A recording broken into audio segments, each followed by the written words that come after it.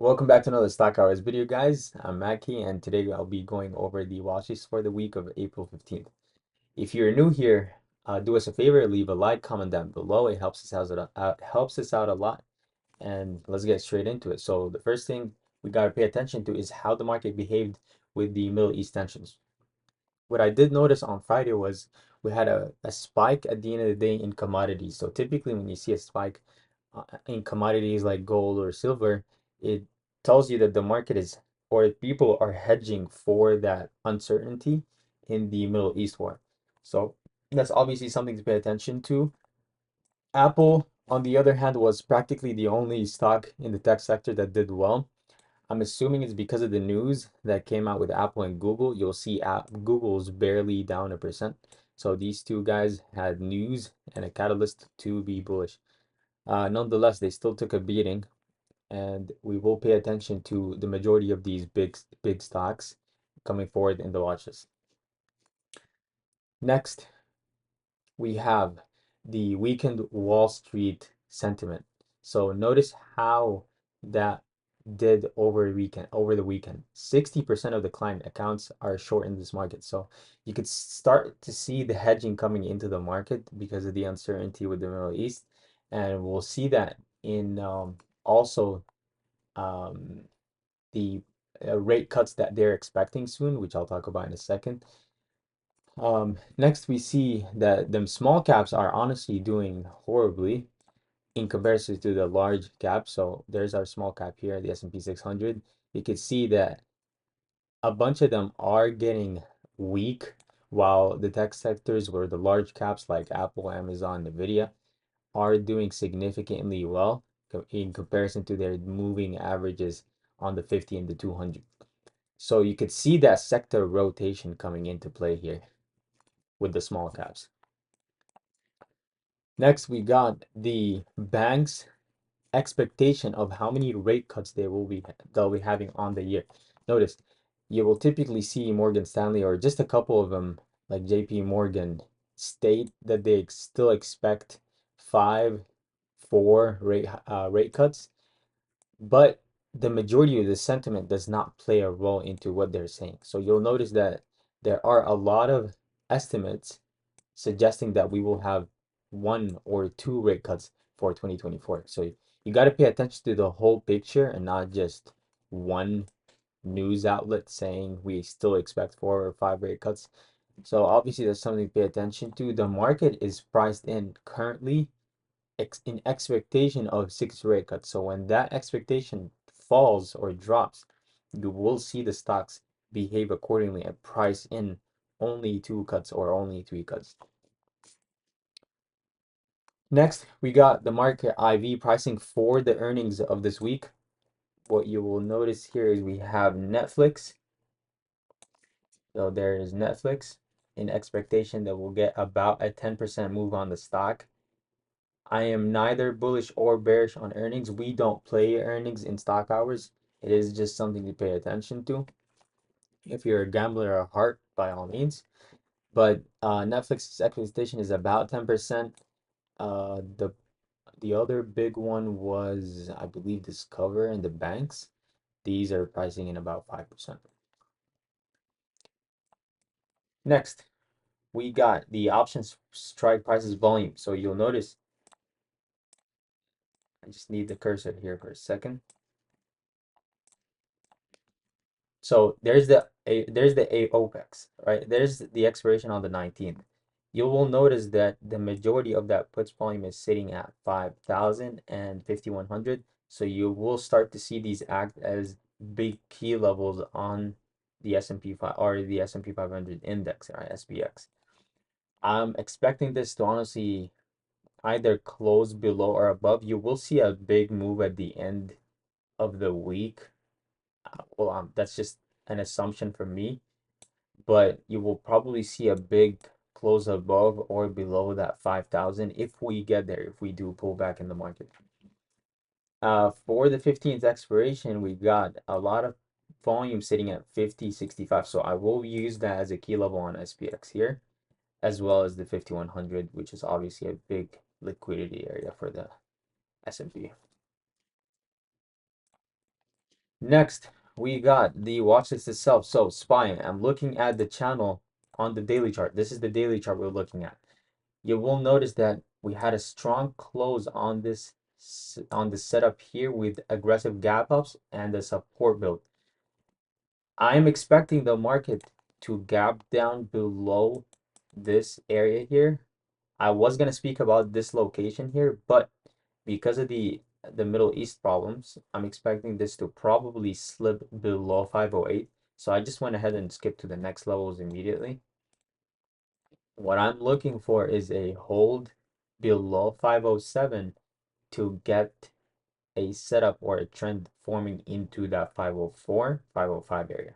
So that's the setup I'll be looking for, a hold below, a break and retest and hold below 507 to possibly play puts targeting that 505 break. Obviously, all depends on where the market opens. So I'm neither bullish or bearish. I'm just assuming that price will be there, and that's how I'll react to this stock. Next, we got Tesla. Tesla is in an overall daily chart channel, so it's been stuck here for a very long time, probably about 4 years. You will notice that the stock struggles to close below this channel. So if you put it on a weekly chart, you will notice that we're getting wicks below that channel and trying to close above the majority of the time. So we still haven't seen that aggressive selling come in below that channel. What I'm expecting or looking at is, well, let me just zoom in here. There's the same Tesla chart is zoomed in. I am looking at a hold below 163 to possibly play puts while we're below the channel and below the key level at the same time. I'm looking to play puts, targeting the break of 162 leading into that 160 break. This setup can be played as two setups, right? I am looking for the hold below 163 to play a move into 160. The other setup is playing the 160 break itself as a scalp.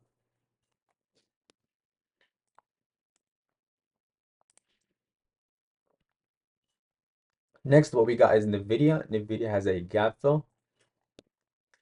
The gap fill on the daily chart ends at that location, but the pre-market gap ends at one of those blue lines. So I have both in mind here. I have a target down here and a target of the pre-market gap fill.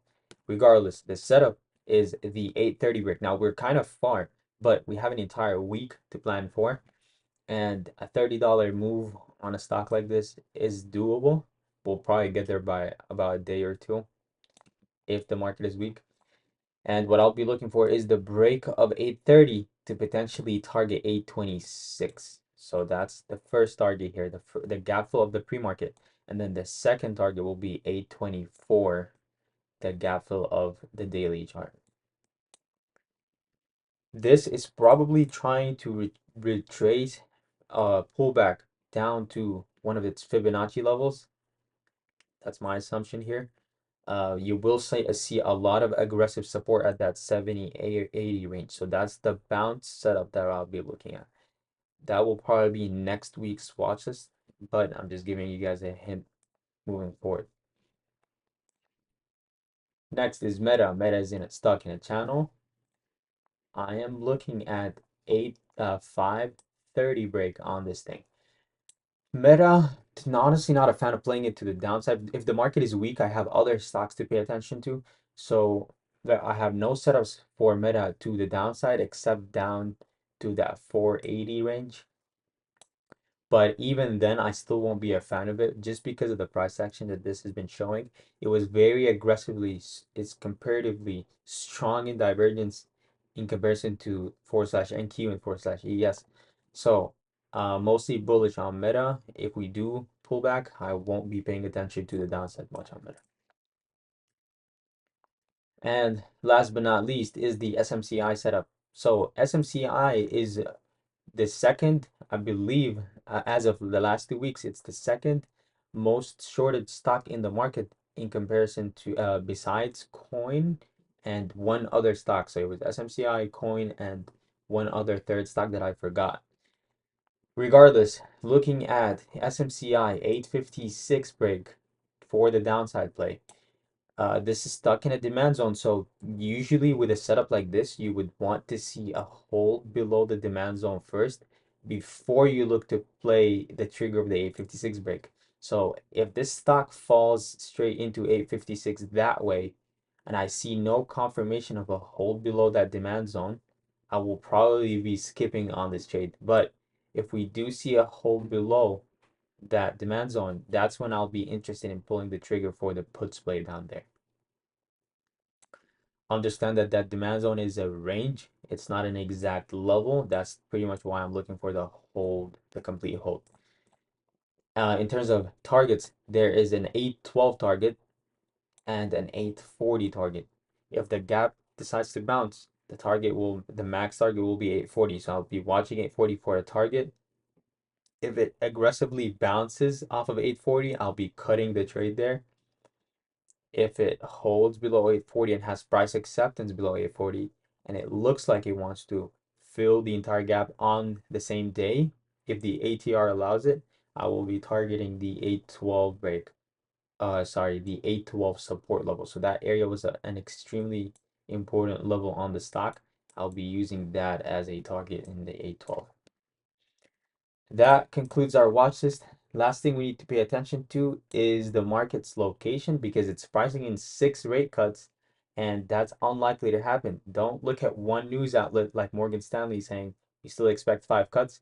Look at the overall general census that we spoke about over here, and that would be it for this week's watch list. Now, do us a favor, leave a like, comment down below, and we'll see you guys in the next one. Peace.